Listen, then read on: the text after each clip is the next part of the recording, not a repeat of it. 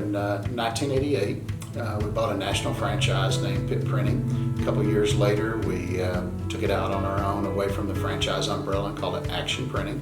3.5 decades later, here we are. My past and my formal education is in agriculture, training in genetics. And when I decided to leave that field, I wanted to go into business for myself, really in preparation to be able to sell that and go back to a family-owned and operated cattle ranch. And again, 3.5 decades, here we are, happy, excited about it, and gonna stay.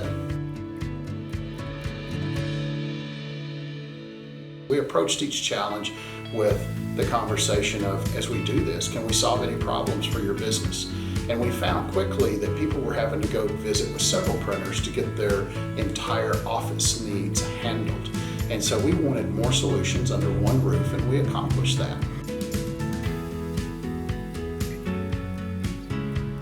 So I was raised on a 6th-generation cattle ranch.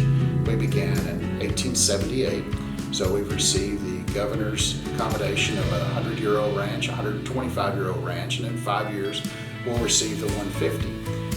It's very important to me. It was the way I was raised. It is a great love in my life. We're in the cow-calf operation now, and through generations we've migrated from some farming, some ranching, to all ranching at this time. When I first came to town, I was coming out of agriculture, and I had a past at Tarleton State University on the livestock judging team. And then County Agent Stanley Young had mentioned to local volunteer Patty Jones, who went on to become a county commissioner in years later, and they were looking for a livestock judge. And so early on, she made contact with me, and through years of fostering that relationship on working together, all things community, Patty asked me to breakfast one morning, and I visited with Dan Taylor and Curtis and herself about the dream they had of an ag museum.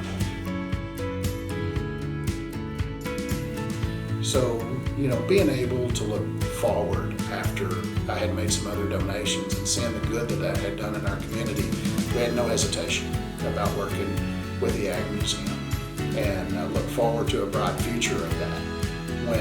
When I got motivated about it, there are so little activity that actually centers on maintaining the history of agriculture, to understand what that springboard is to go into the future, and then what the future is and how education is changing every day and how we need to address that.